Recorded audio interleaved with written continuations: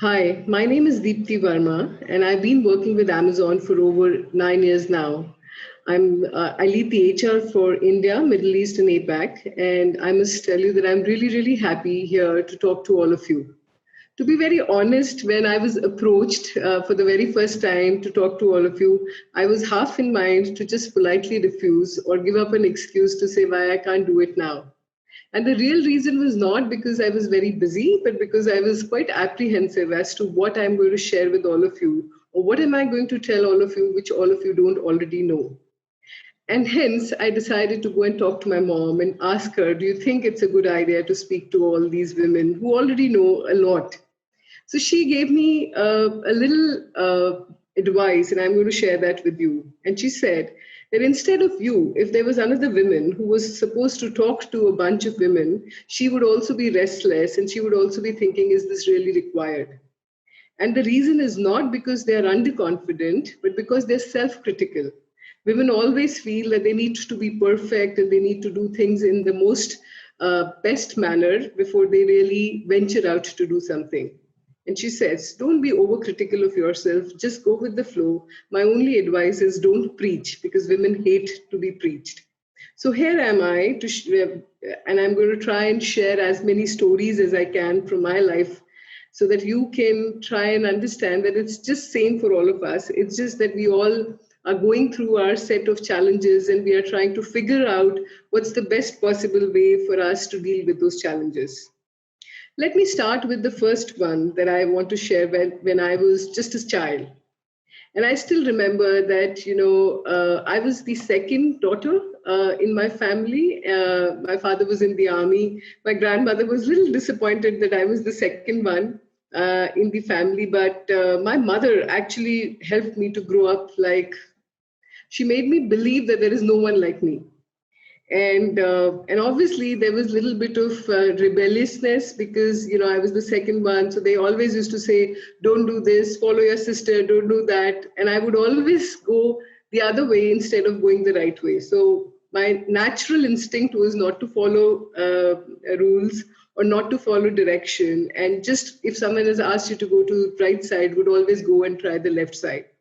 Little did my mom knew that this would be a great quality as you grow up, because what it helped me was, as I was growing and I was trying to come up the corporate ladder, I started challenging things and I started not believing that this is the only way in which you could do. And that actually helped us to innovate a lot. And I feel it's very important for us to let ourselves experiment, to let ourselves fail. I think the number of times that I have failed as an individual, I can't even count. And the more that you fail, the more do you enjoy this journey, because it's not about just reaching a point, it's about enjoying the whole journey. The second story that I want to share with you is about the time when I actually had to decide what to do after my graduation. I'll be honest, like many people who actually know what they're supposed to do or what they want to do, I was not one of those. I was pretty confused as a kid, and I tried my hands in different fields before I decided what I had to do. Be it one of my friends were applying for an air hostess job, I filled that form. Another one was applying for, I think, fashion designing, I applied for that. Third one was applying for journalism, I applied for that. So I did get through, air hostess. Obviously, my parents thought that was not a great idea, so I didn't. I got through fashion designing, and my mom said it's all about sketching, do something different. And then I went to journalism, which they both felt would be good. And within a month of me doing that, I realized this is not what I want to do. And finally, I said, okay, I'm going to join the army. And my father was pretty petrified. He, being in army, he knew I was very not good at taking orders, and he knew this that I'm going to fail miserably. Because in army, you need to follow what your leader says and not keep challenging what you are always wanting to do. Uh, so finally, we decided that I'll do an MBA, because he didn't want me to waste a year after my graduation. And I decided to do it MBA from Army Institute of Management Studies. So it was a middle ground. And I was very sure that after I finish my MBA, I'm going to go and join the army, and I'm not going to stop. To little that I knew that when I finished my MBA, I found my uh, husband there, or at that time he was my boyfriend and now my husband. And I decided that instead of joining army, I'm going to join the same company where he is. The reason that I'm trying to tell you this story is that I want to tell you all that a lot of times you would be on crossroads to say, what should I do? And give yourself that time to decide what you really want to do. Do not jump into something just because someone else is doing. It is really, when I talk to some of the people and they've gone through their corporate career with 15, 16 years spent in a field which they don't really like, it's not worth it. It's okay to take a year, it's okay to take some time to think what you want to do, enjoy what you're trying to do instead of just following what others are doing. And for some reason, let's say you have gone in your corporate career for a few years doing something you don't really enjoy doing, there is no harm turning back or doing something else. I can tell you, my husband was into wealth management, investment banking for many, many years. And suddenly he realized that he wants to do something else and he wanted to become a trainer. And he took a detour and he started, actually practicing training. And then he moved into that as a full-time job. It was quite different. It was quite very different from what he'd done. But I saw that he was happy. This is what something he wanted to do. So my second story is basically to tell you all that whenever on crossroad or whenever you're not sure about this is what I want to do not worry. We all go through that. It's absolutely okay to think through and take some time, talk to some mentors, reach out to some friends, reach out to people who have done these kind of things in their life, and give yourself a chance. uh, there is a quote of Rumi which is very close to me, which says, "You die only once, you live every day." Give yourself a chance to live the life the way you want to. And it doesn't matter which field you are in, as long as you're passionate, whichever field you take, you're going to, make it big.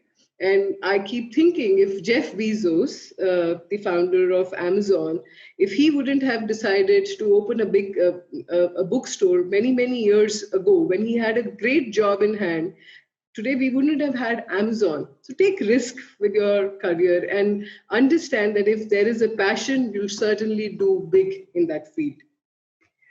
The third story that I wanted to share with all of you is the story when I started,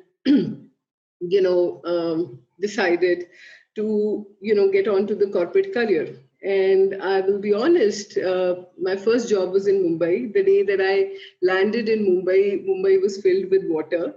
I carried my luggage on my head and walked through the water for hours together. And I'll be honest, I was in half my mind to just turn back and go back to Delhi where my father was posted at that time. But something in my heart and mind said, no, I must give it a try. The 1 year I was in Mumbai, I got jaundice, I got malaria. I was like practically every second month I was unwell because obviously I was not taking care of my health and I was, missing home. It was the first time that I was staying outside an hostel or a home accommodation, and I was on my own, and it was tough. And I joined this company for 1 year, and within 1 year, without having a job in hand, I quit and I came back to Delhi. And that taught me a very, very big lesson in my life. And it took me 3 months back in Delhi to again find a job. And I was really frustrated that, why did I leave the job? I should have thought through this and I should have, done this little better. Well, uh, this actually incident taught me a very big thing in life. First is that if you're trying to quit something, quit for the right reason. Don't quit because you can't do it. Quit because you've tried, you have been able to do it, and now you're comfortable, and now you can move on. Otherwise, you will have self-doubt. You will start thinking through, was this the right decision or not right decision? And if you've taken a decision, and all of us take good and bad decision, and that's what they say, good decision come with experience, and experience comes with bad decisions. So if you've taken a bad decision and you've quit a job and you're trying to look for a job, don't, feel guilty about it. just make sure that you're trying best to give yourself the 100% chance and do your best to find the next big opportunity you have and make the most of it. So that was a little learning that I've had. I always now, whenever I've worked with 4 or 5 organizations in the last 24 years, whenever I've had a chance where I felt like, oh, this, I can't take this more and I want to quit, I always think through this that, am I quitting because I'm a quitter, or am I quitting because I have tried, made it right, and now I'm comfortable to quit? So quit when you have tried, made it right, and you are comfortable instead of, just giving up. Okay, let me start with the third story. And this is about a time when I had started my corporate career. And I was nominated for this training program where it was a very prestigious training program where people from across the globe were coming to attend that program. And one of the things that I felt was that, wow, that I've got selected and I'm going there. To my surprise, when I reached, I realized that this was a place which was quite a secluded kind of a place, and the whole training had only one woman, which is me, and rest all men. The first one day I was so odd. I felt so odd that I actually did not come out of my room or mingle too much. As soon as the conference would finish, I would go back to my room and start sitting and start, thinking through what should I do, because I was not very comfortable. And then I realized all this thing which is going on is in my head. It is not actually there. And when I started interacting with people, people were just being normal. And they were not, trying to talk to me because I'm a woman, or they were not trying to ignore me because I was women. These were all monsters that I had created in my own mind. And that's how I decided that let me do this, that I'll start interacting and not have this inhibition about coming out. And the second day, I ventured out, started talking, started socializing. And by third day, I started enjoying all the attention that I was getting. Everybody was taking care of me. Everybody wanted that, I should be comfortable. And I started feeling like a cherry on the ice cream. So the reason that I'm trying to share with you the story is there are times when you are the only women in the room, or there are times when you're the only women in a conference, or you're in a position where not many women would be there. Don't let that bother you. Take this as a challenge, and you will get more and more women who would come forward, and you will mentor more and more women who can take on leadership role.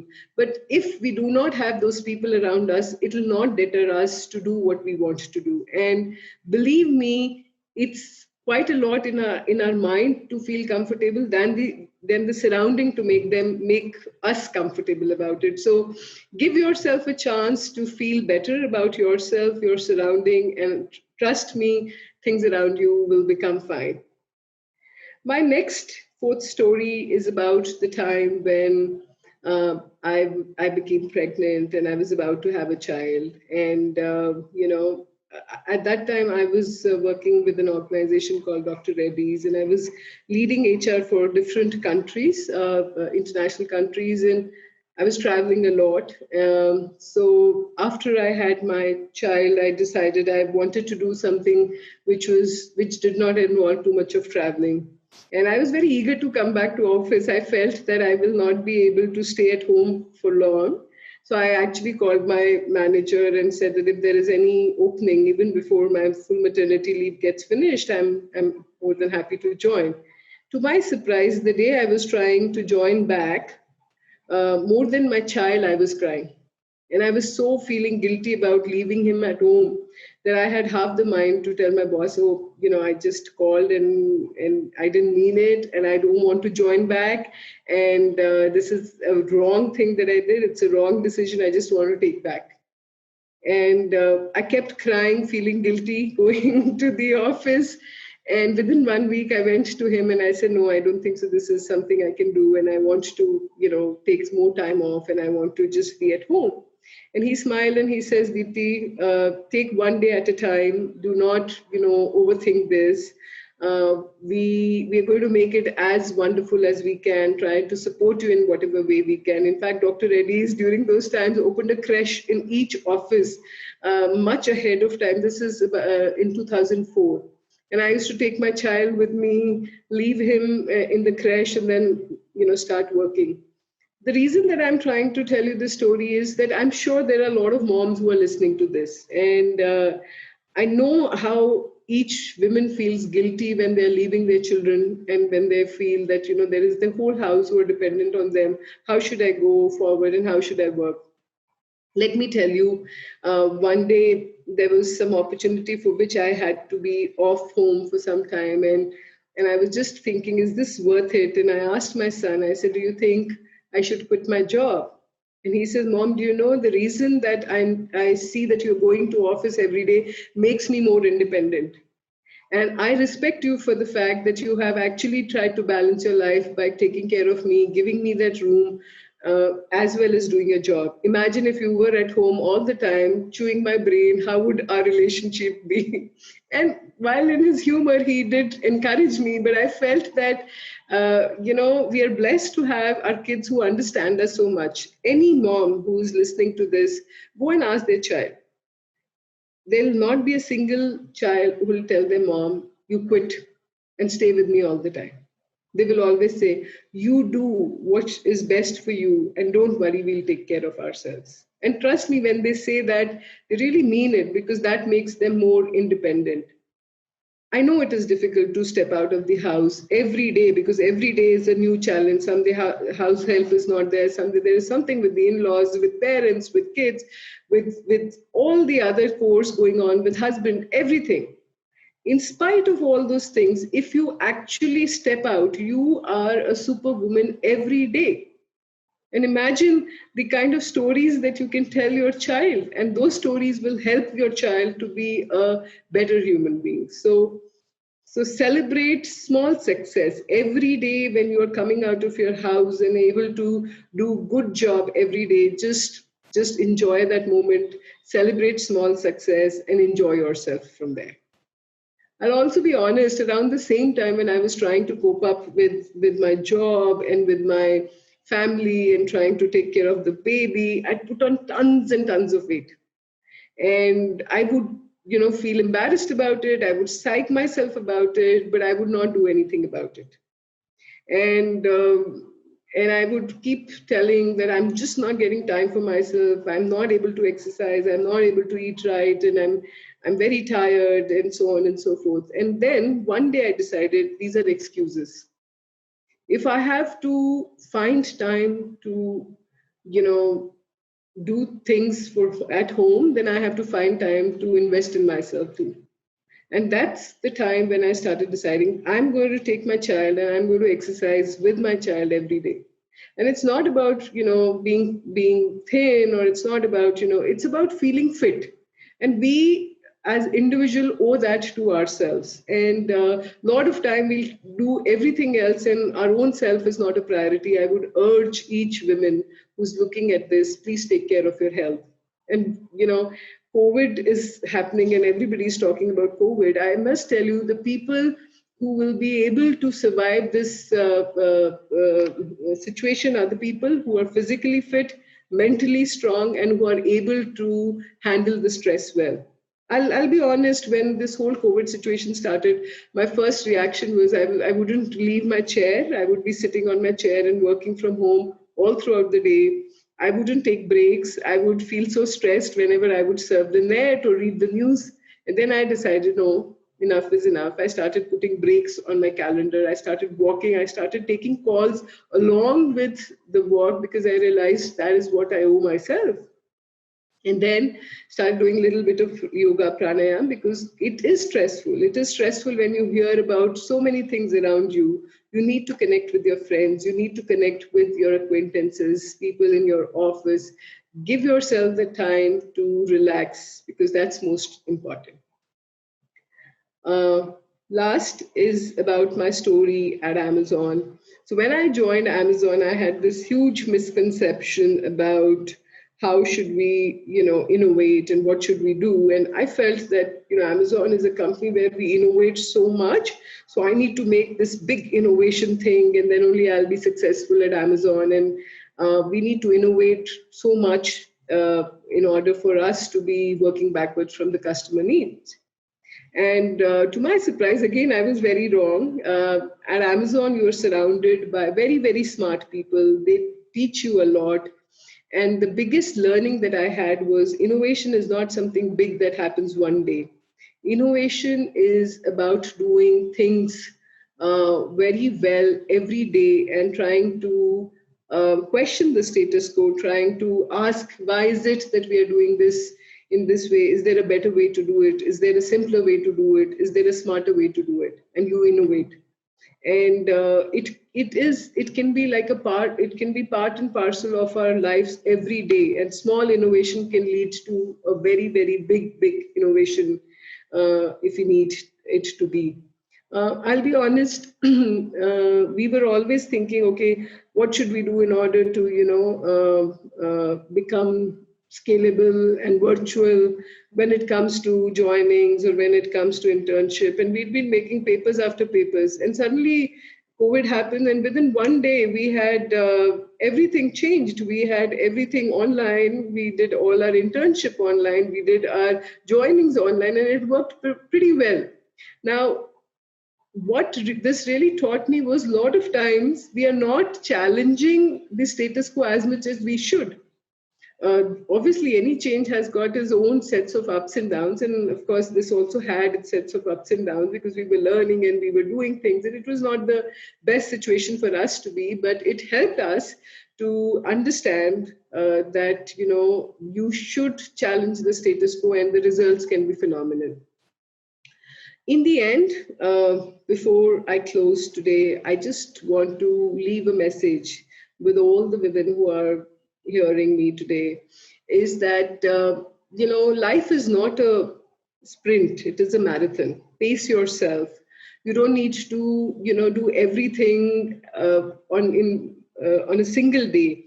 Balance what you want and pace yourself in such a way that you're able to take on things that you really want. Don't think that work is the only thing, or just taking care of your children or family is the only thing which is most important. Balance basically means is spending time with yourself, spending time with your friends or people that you want to, spending time with your family, your kids, and working on things that you really love to do. And above all, enjoy the journey. Take up a hobby, do something that will make you happy. Don't regret, I wish if I was 10 years younger I would have done this or I would have done that. You are absolutely at the right age. If you want to start something, start now. There's never a better time and better circumstance for you to start. And if you do that, it will help you to be a more balanced person. I must tell you, it's not that I found the mantra, or it's not that I am perfect at doing what I'm doing. I'm also trying to find my own balance, and it is a journey. I'm going through that journey every day. But I have friends like you, I have people around me who kind of help me through this journey every day, and that's why it's become very, very interesting. So take care and be safe. Thank you.